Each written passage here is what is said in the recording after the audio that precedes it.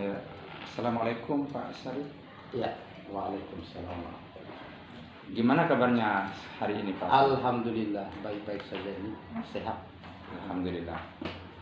Jadi begini Pak Syarif, saya ingin memberikan sosialisasi bahwa saya akan mau supervisi Bapak. Kira-kira jam Bapak itu kapan? Hari Kamis, kemudian jam pertama kedua Oh iya. di kelas 10 MIA 1. Oh, hari Kamis Pak ya. Berarti minggu depan Pak ya. Ya. Hari Kamis minggu depan. Oke, insyaallah.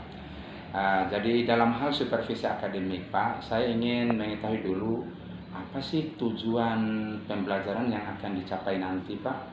Ya, untuk tujuan pembelajaran yang ingin dicapai, yang menjadi sasarannya adalah siswa, adalah peningkatan kompetensi pengetahuan siswa, kemudian kemampuan dia berkolaborasi dan kooperasi dengan teman-teman satu kelas ataupun yang berada di dalam kelas. Ya, jadi ada dua kompetensi Pak ya. Ya. Jadi ada kompetensi pengetahuan dan ada kompetensi kolaborasi atau hal diskusinya. Bagaimana mereka itu dalam menyelesaikan soal dari Bapak. Ya. Oke, baik Pak.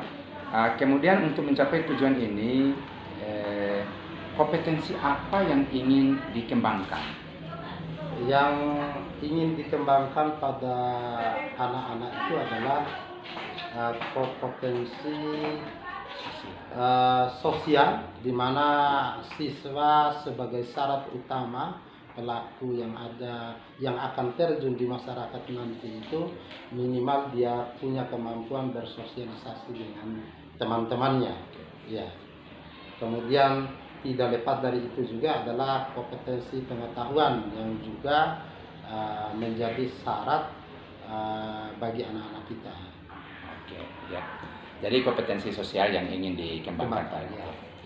Kemudian kira-kira apa indikatornya dalam hal kompetensi sosial itu? Indikatornya seperti apa? Indikator yang ingin dicapai maksudnya? Yang ingin dicapai ke anak-anak itu adalah bagaimana anak-anak itu bisa melakukan kolaborasi itu dengan cara pembelajaran menggunakan diskusi. Jadi intinya di sini adalah indikatornya adalah melakukan pembelajaran yang berdiskusi ya. Ya baik. Selanjutnya Pak, untuk mencapai tujuan tadi, kira-kira kan harus ada strateginya Pak ya. Kira-kira strategi apa yang akan Bapak gunakan nanti pada saat proses pembelajaran? Strategi yang digunakan itu kita menggunakan model pembelajaran inquiry, di mana anak-anak itu diberikan kemampuan untuk berpikir secara analisis, untuk mencari dan memecahkan masalah secara ilmiah.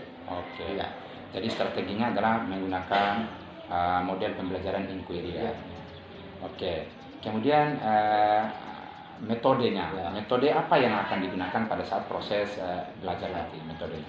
Metode yang digunakan itu karena sesuai dengan paradigma kurikulum kita ini, termasuk kurikulum merdeka yang kita akan menyongsong ke depan itu, adalah kita membiasakan pada anak-anak itu dengan menggunakan metode diskusi. Ya.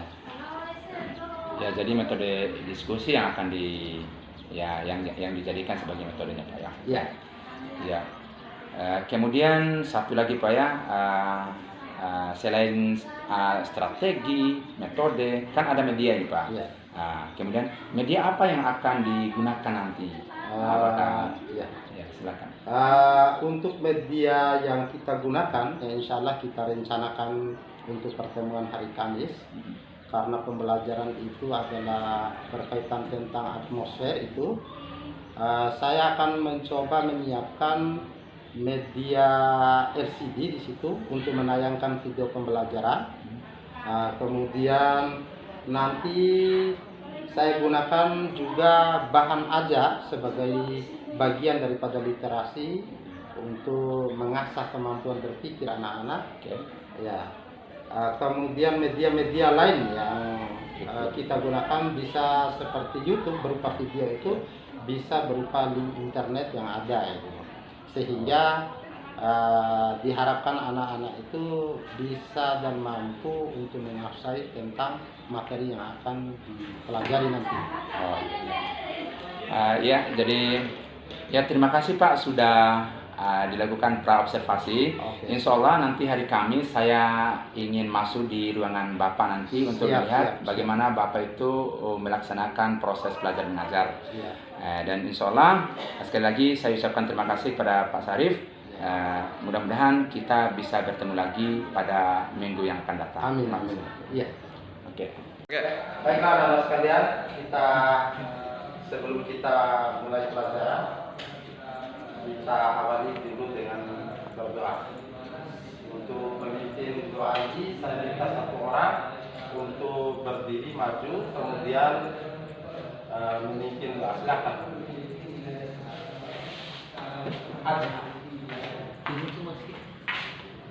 Sebelum kita belajar, mari kita berdoa. Berdoa mulai.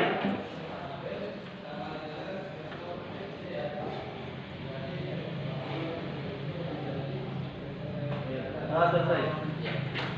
Baiklah anak-anak sekalian, bagaimana kabarnya sekarang? Alhamdulillah baik.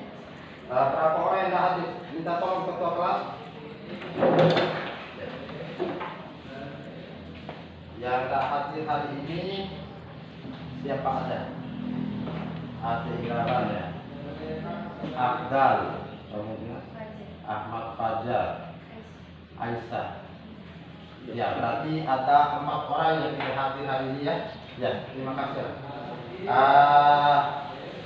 Sebelum kita mengawali kegiatan pembelajaran kita ini, kita awali dengan sedikit yel-yel ya. Silakan diikuti apa yang saya arahkan. Kalau saya bilang nanti itu pagi, kalian bilang semangat. Ya, saya sambil dikepalkan tangan ya.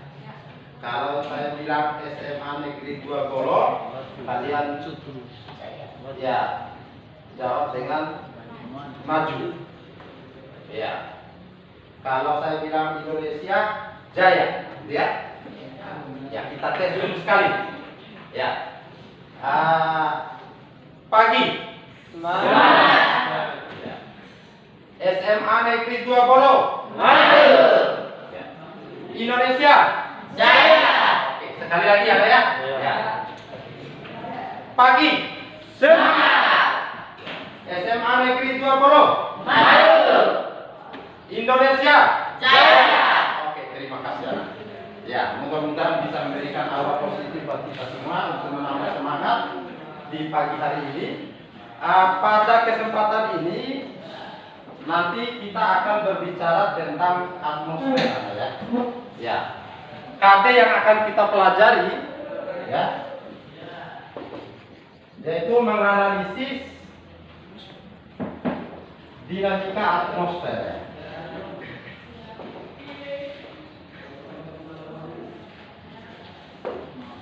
Terhadap kehidupan di bumi. Kemudian tujuan pembelajaran yang akan kita kuasai pada pertemuan ini adalah kalian harus mampu memahami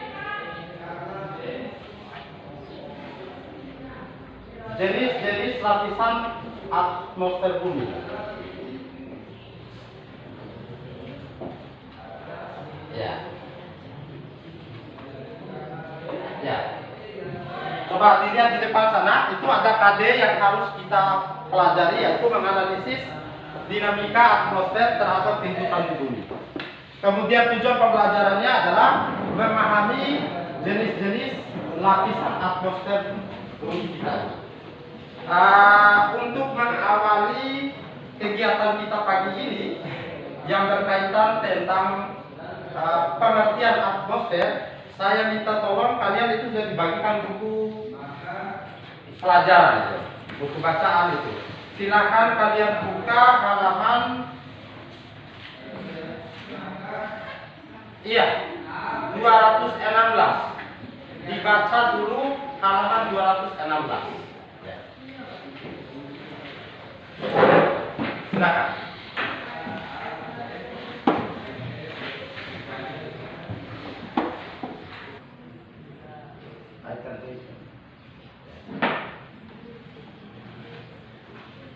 Oke, sudah? Sudah. Nah, itu sudah kalian baca tentang materi berkaitan tentang atmosfer. Kemudian sekarang Bapak akan mencoba untuk menayangkan tentang video pembelajaran tentang pengertian atmosfer, kemudian apa yang menjadi manfaat daripada atmosfer bumi, kemudian gas apa saja yang ada pada atmosfer bumi. Coba kalian perhatikan, simak baik-baik. Setelah itu, nanti setelah ini akan diberikan kesempatan kalian untuk bertanya ya. Ya, dari yang kalian baca maupun yang kalian tonton pada video pembelajaran ini.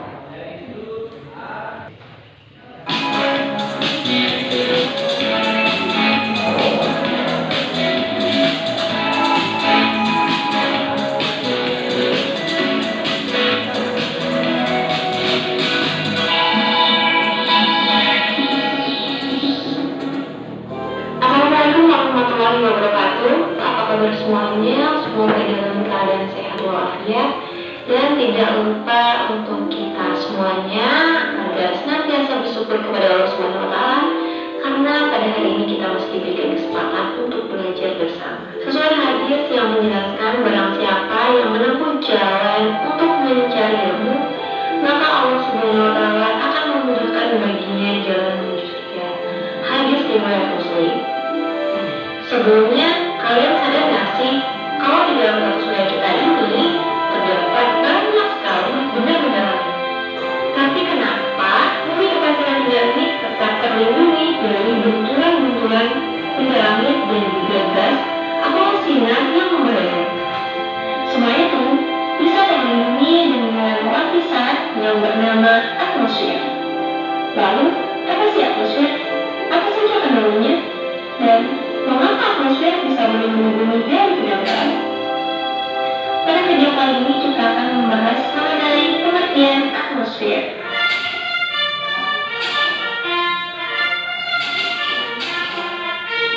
Atmosfer berasal dari kata atmos yang berarti uap atau udara, dan sphaera yang berarti lapisan.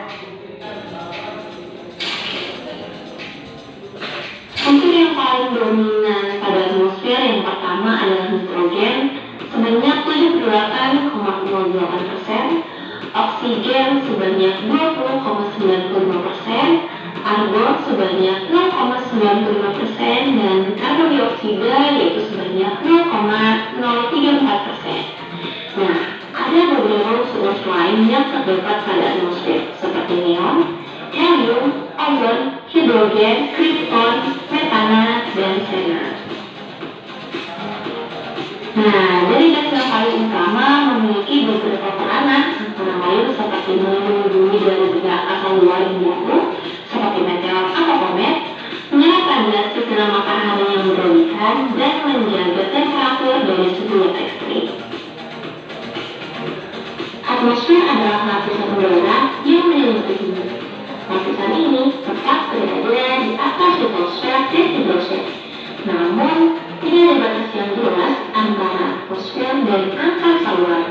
Nah, lapisan udara ini terdiri atas beberapa macam gas dengan persentase, volume, dan kepadatan atau density yang berbeda-beda.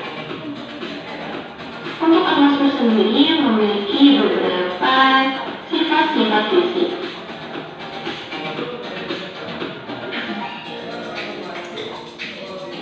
Sifat fisik yang pertama yaitu berada di ketinggian 0 km di atas permukaan tanah sampai dengan 560 km di atas permukaan tanah. Nah, sifat yang kedua yaitu berdiri atas unsur gas, debu, dan uap air. Yang ketiga, tidak berwarna, tidak berwujud, tidak berbau, dan bisa merasakan dalam bentuk air. Yang keempat, dapat menyebabkan tekanan karena memiliki berat. Yang terakhir, dapat mengembang dan menyusut atau memiliki sifat yang dinamis, terdiri dari lapisan-lapisan udara yang memiliki karakteristik dan manfaatnya masing-masing. Unsur penting yang terdapat dalam atmosfer salah satunya adalah uap air. Nah, uap air atau H2O sangat penting dalam proses perubahan cuaca dan iklim loh. Uap air dapat berubah wujud menjadi padat atau gas dalam proses evaporasi, presipitasi, dan kondensasi. Nah, uap air yang berada di atmosfer berasal dari penguapan air laut, danau, dan sungai, serta proses transpirasi oleh makhluk hidup. Atmosfer selalu dikotori oleh asap, hasil kendaraan bermotor maupun asap pabrik, abu vulkanik, kebakaran hutan, dan juga smoke. Apa sih smoke? Jadi smoke adalah singkatan dari smoke and fog atau kabut asap, yaitu kabut tebal yang sering dijumpai di daerah industri. Selain smoke, debu juga terdapat di atmosfer loh. Debu dapat menyerap, memantulkan, dan menghamburkan radiasi matahari. Debu atmosferik dapat disapu turun ke permukaan bumi oleh curah hujan. Tapi kemudian atmosfer dapat terisi partikel debu kembali loh. Nah, debu atmosferik adalah kotoran yang terdapat di atmosfer. Selain debu, apa sih manfaat dari atmosfer? Manfaat yang pertama adalah menyelidiki kemungkinan diadakannya hujan besar. Lalu kedua, untuk mengetahui sebab-sebab gangguan radio, televisi, dan cara-cara meningkatkan hubungan telekomunikasi melalui udara. Yang ketiga, mengetahui cara-cara hidup di lapisan udara di bagian atas, kemudian tempat menyelidiki kondisi Itu kalian sudah baca tadi apa itu pengertian atmosfer, kemudian gas apa saja yang ada di dalamnya, kemudian Bapak juga sudah menyaksikan berupa bentuk video pembelajaran tadi yang berkaitan tentang atmosfer. Dari apa yang kalian amati, baik dari bahan bacaan maupun dari hasil pengamatan video pembelajaran tadi, kira-kira ada di antara kalian yang ingin bertanya atau ada yang belum memahami tentang materi itu? Silakan. Kalau ada, dipersingkat. Ya, anggap saja ini untuk sementara ini kelompok 1, 2, 3, dan 4 ya. Nanti pertanyaan temannya nanti akan dijawab oleh kelompok lain. Ya, silakan. Kalau ada.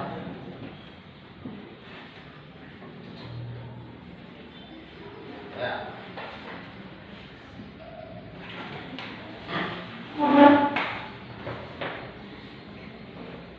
Ya, sekaligus atau Bapak coba review kembali apa yang ada tadi ya, sambil kalian mempersiapkan kalau ada bahan yang belum kalian pahami ya.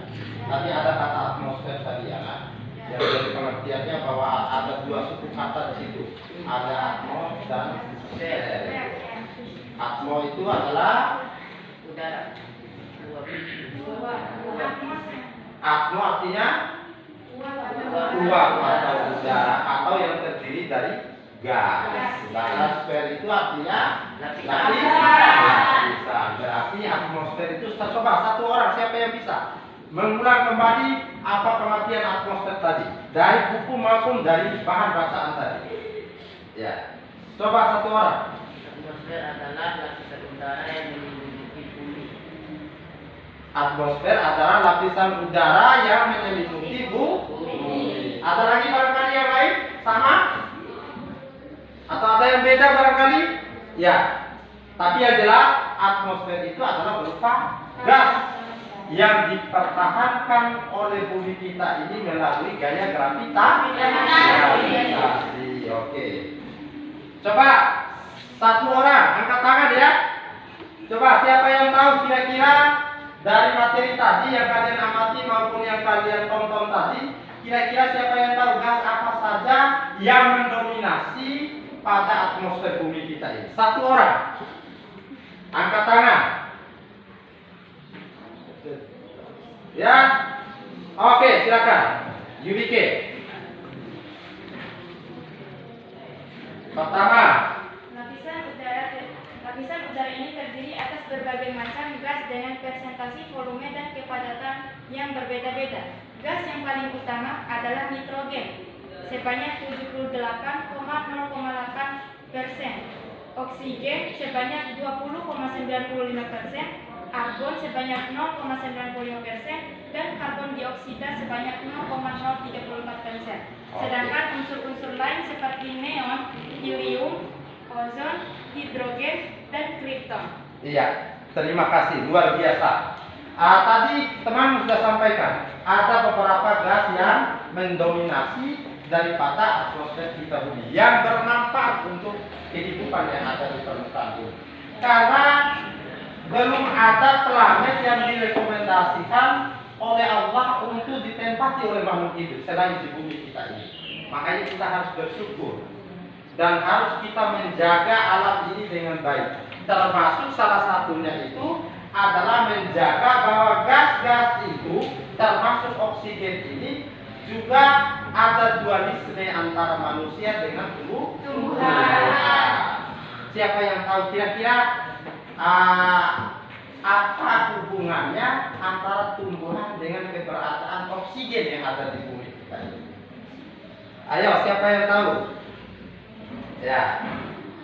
Apa hubungannya antara keberadaan oksigen, keberlangsungan oksigen yang dibutuhkan oleh manusia untuk berrespirasi ini dengan jenis tumbuhan atau keadaan tumbuhan atau vegetasi yang ada di permukaan bumi? Tadi kan sudah disebutkan tadi itu bahwa ada, coba satu orang ada yang tahu dualisme itu simbiosis mutualisme ya? Ya.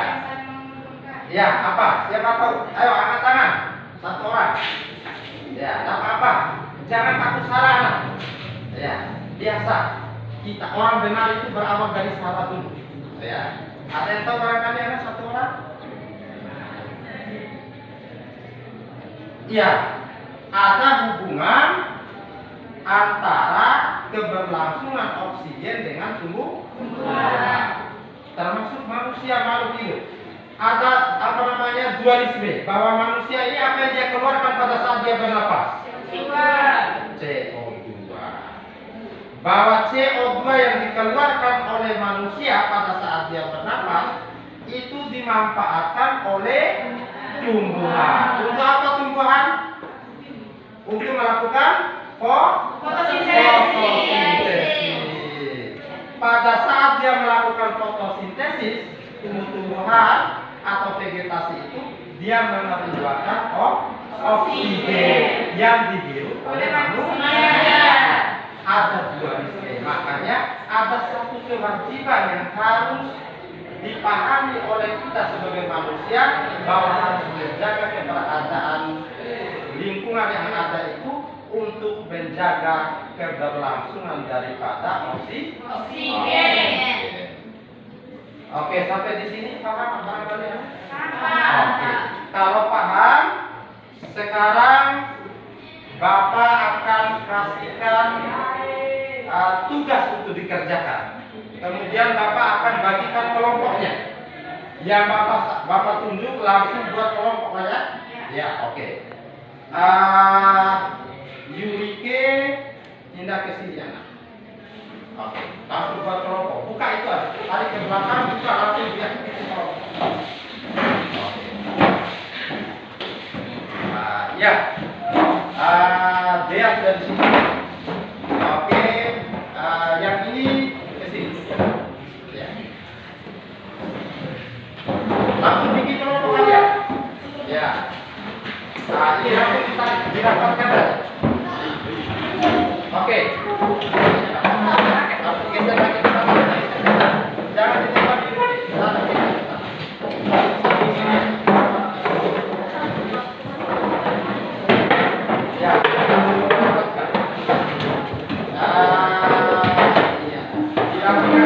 ya. Dilakukan. Kamu duduk di bagian belakang aja.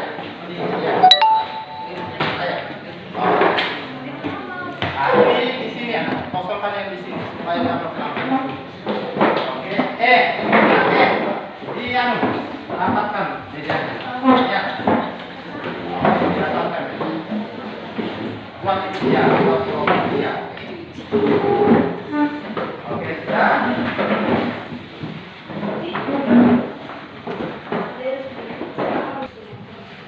Ya, baiklah anak-anak sekalian. Tadi sudah kita pelajari dari hasil pengamatan yang ada di buku maupun video pembelajaran. Kemudian Bapak ada tugas dalam bentuk LKS. Kemudian ini Bapak bagikan dulu. Nah, ini anak ya. Masing-masing satu kelompok. Ya. Oke. Ya. Coba dengarkan instruksi dari Bapak dulu ya. Ini yang kalian kerjakan ini adalah yang berkaitan tentang menjelaskan ciri-ciri lapisan atmosfer bumi. Di situ ada 6 kolom. Ya, mulai dari troposfer, stratosfer, mesosfer, kemudian termosfer, ionosfer, dan eksosfer ya. Karena ini terdiri dari 4 kelompok, Bapak bagi kelompok 1 mulai dari paling ujung sini ya. Di bagian utara itu adalah mempelajari atau menjawab soal tentang lapisan troposfer. Ya. Kemudian kelompok yang berikutnya adalah menjawab bagian yang kedua adalah stratosfer. Kemudian bagian yang ketiga adalah mesosfer, ini kelompok 3 ya. Kemudian kelompok 4 itu adalah menjawab tentang termosfer, ionosfer, dan eksosfer karena dia memang jumlahnya tidak terlalu banyak. Nah, ambil poin-poinnya kerjakan. Ya, namanya kerja kelompok itu harus dilakukan secara bersama-sama. Ya, tanyakan ke temannya. Libatkan semua pihak. Ya. Ya. Kemudian setelah kalian kerjakan, saya kasih waktu hanya 5 menit saja. Nanti setelah kalian kerjakan, nanti setiap kelompok itu mempresentasikan daripada hasil kerja kelompoknya. Maju ke depan. Ya. Nah, kemudian membacakan hasil pekerjaan kelompoknya. Dan nanti akan diberikan sesi tanya jawab. Ya. Cuma satu kelompok hanya 1 saja. Ya. Ya. Baiklah anak-anak sekalian, karena sudah kelar semua, sudah selesai semua. Sudah. Kalau sudah, kita berikan kesempatan mulai dari kelompok 1 dulu untuk tampil ke depan. 3 orang. 1 orang sebagai moderator, ya. Kemudian 1 yang membacakan hasil tugas ya. Kemudian yang 1 sebenarnya notulen ya. Ya, boleh. Silakan kita kasih kesempatan untuk pertama ini adalah kelompok 1. Silakan. Ayo, maju anak. Ya, teknis pelaksanaannya nanti mereka akan mempresentasikan hasil kelompok pekerjaan kelompoknya. Setelah itu kalian boleh memberikan tanggapan atau pertanyaan dari apa yang disampaikan oleh temannya. Setiap kelompok masing-masing 1. Oke? Paham? Paham. Oke. Kalau paham silakan. Sekarang silakan. Ya. Assalamualaikum warahmatullahi wabarakatuh. Waalaikumsalam warahmatullahi wabarakatuh. Kami dari kelompok 1 ingin mempresentasikan tentang troposfer, yaitu yang dibacakan oleh teman kita Yurike Prastika. Baiklah, di sini saya akan menjelaskan tentang ciri-ciri troposfer. Adapun ciri-cirinya yang pertama yaitu sebagai lapisan yang paling dekat dengan permukaan bumi. Yang kedua, tempat terjadinya fenomena iklim seperti angin, hujan, petir, dan pelangi. Yang ketiga, ketebalan lapisan ini di daerah ekuator sekitar 18 km TPL, sedangkan di wilayah kutub hanya 8 km TPL. Terus yang keempat, sebagian besar 80% massa atmosfer berada di troposfer. Dan yang terakhir, terjadi penurunan suhu 0,6 derajat Celcius setiap kenaikan tempat 100 mil. Meter. Selanjutnya dibacakan oleh teman kita Masih Nur ada? Rahman. Tidak ada. Habis sudah. Oke, langsung buka pertanyaan. Ya. Dari presentasi kami tadi ada yang mau bertanya? Ya, silakan. Berdiri ya. Berdiri. Yang bertanya berdiri ya. Ya. Apa saja fenomena iklim yang ada pada lapisan troposfer? Ya, ditulis anak.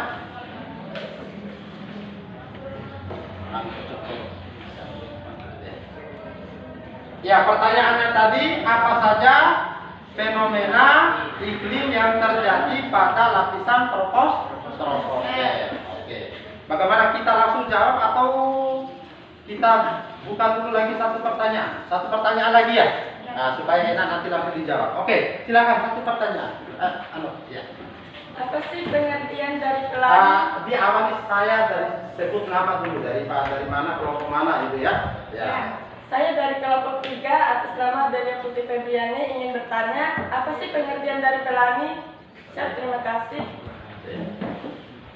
Ya. Saya ingin menjawab pertanyaan dari kelompok 2 mengenai apa saja fenomena iklim yang terjadi pada troposfer. Jawabannya yaitu, adapun fenomena iklim yang terjadi pada troposfer yaitu yang pertama seperti angin, hujan, petir, dan pertanyaan kedua dari kelompok 3 yaitu pertanyaannya, apa sih pengertian pelangi? Pelangi adalah gejala optik yang terjadi akibat proses pembiasan sinar matahari oleh titik-titik air hujan sehingga terurai menjadi berkas warna spektrum warna. Adapun warna-warna pelangi terdiri atas merah, jingga, dan sebagainya. Iya. Bagaimana? Presentasi kami. Wassalamualaikum warahmatullahi wabarakatuh. Waalaikumsalam warahmatullahi wabarakatuh. Oke. Sekali. Ya, dulu. Iya. Kalau tadi kelompok 1 sudah luar biasa tampil dengan percaya diri, kemudian bisa menjawab pertanyaan dari teman-temannya. Kita kasih aplaus untuk kelompok 1. Ya, baiklah anak-anak sekalian, dengan berakhirnya penampilan kelompok 4 tadi, maka kita masuk pada kesimpulan dari apa yang kita pelajari mulai dari awal sampai tadi penampilan kelompok 4. Kira-kira ada yang mau berikan kesimpulan kira-kira? Kalau ada silakan angkat tangan. Oke, silakan. Jurike. Saya ingin memberikan Berdiri Anda. Saya ingin memberikan kesimpulan mengenai pengertian atmosfer. Atmosfer berasal dari kata atmos yang berarti uap atau udara dan sfer yang berarti lapisan. Jadi, atmosfer adalah lapisan udara yang menyelimuti bumi. Oke, terima kasih. Oke, ada lagi dari kelompok lain? Oke, silakan. Berdiri anak. Udah izin. Saya akan menjelaskan tentang jenis lapisan-lapisan atmosfer. Terdiri dari troposfer, stratosfer, mesosfer, termosfer, ionosfer, dan eksosfer. Oke, terima kasih banyak. Ada lagi barangkali yang lain? Oke, silakan. Delia. Lapisan stratosfer terdapat lapisan ozon pada ketinggian 35 km yang bermanfaat untuk melindungi bumi dari pancaran sinar ultraviolet yang berlebihan. Terdapat 2 lapisan udara memiliki sifat berbeda, yaitu lapisan isotermal atau ketinggian 11-22 km yang memiliki suhu sekitar 60 Celcius derajat dan lapisan inversi atau ketinggian 20-60 km. Oke, terima kasih. Ya, itulah sudah kesimpulan materi kita yang berkaitan tentang mengenal ciri-ciri lapisan atmosfer bumi. Oke. Kalau begitu Bapak akan berikan tugas nanti untuk dikerjakan di rumah, kemudian dikumpulkan ya pada minggu depan ya, pada yang berikutnya. Boleh dicatat dulu ya. Ya, dicatat dulu tugas di rumah ya. Nomor 1 ya. Nomor 1 ya, jelaskan pengertian atmosfer bumi. Ya, jelaskan pengertian atmosfer.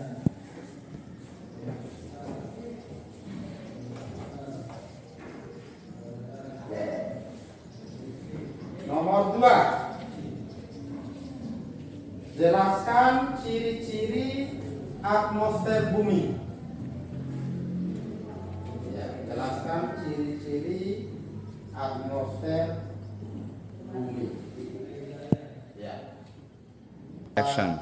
Saya kira hanya itu yang bisa udah Pak Batia. Action. Untuk pekerjaannya silakan dikumpulkan nanti minggu depan ya. Iya. Dengan berakhirnya saya berikan tugas itu, maka berakhir kegiatan pembelajaran kita pada kali ini. Bapak tutup. Billahi taufiq wal hidayah. Assalamualaikum warahmatullahi wabarakatuh.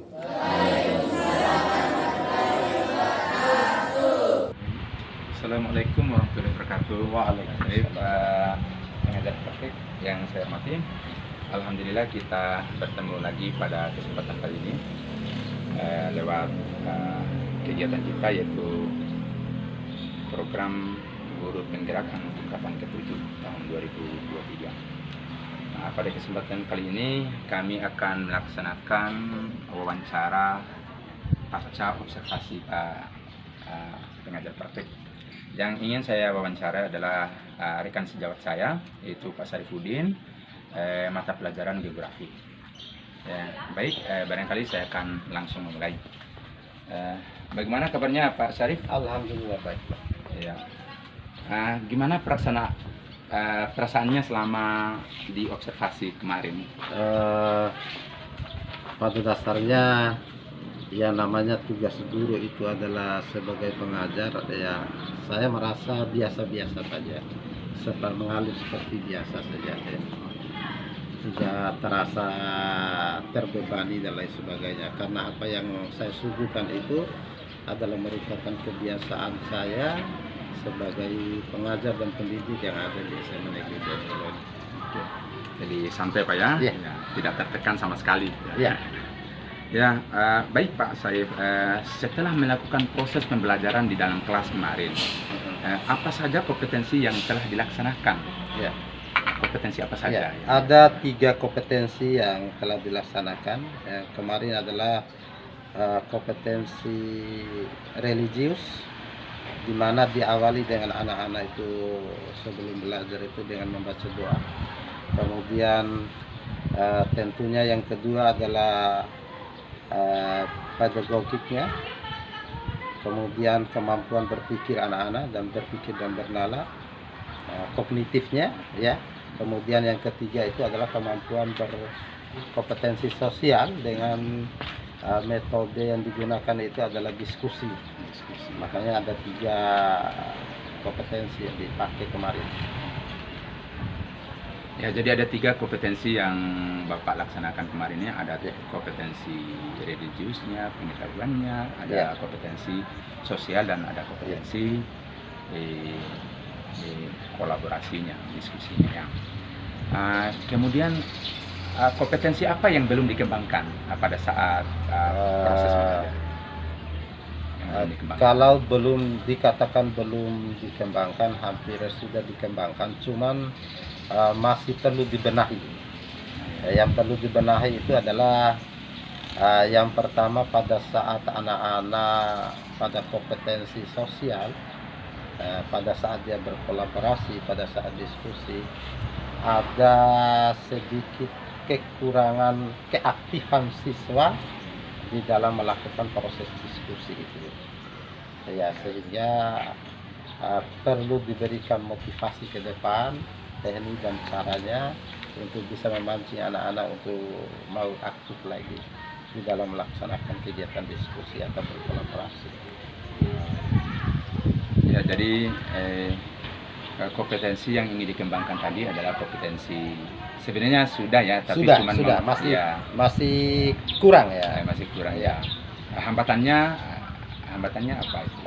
Hambatannya tadi keaktifan siswa. Keaktifannya ya. Ya, keaktifan siswa di dalam partisipasi aktif di dalam proses kegiatan diskusi. Kurang aktif ya.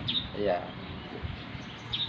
Solusinya bagaimana itu ke depannya supaya siswa itu bisa aktif? Apa solusinya? Insya Allah, karena pembelajaran yang dilakukan itu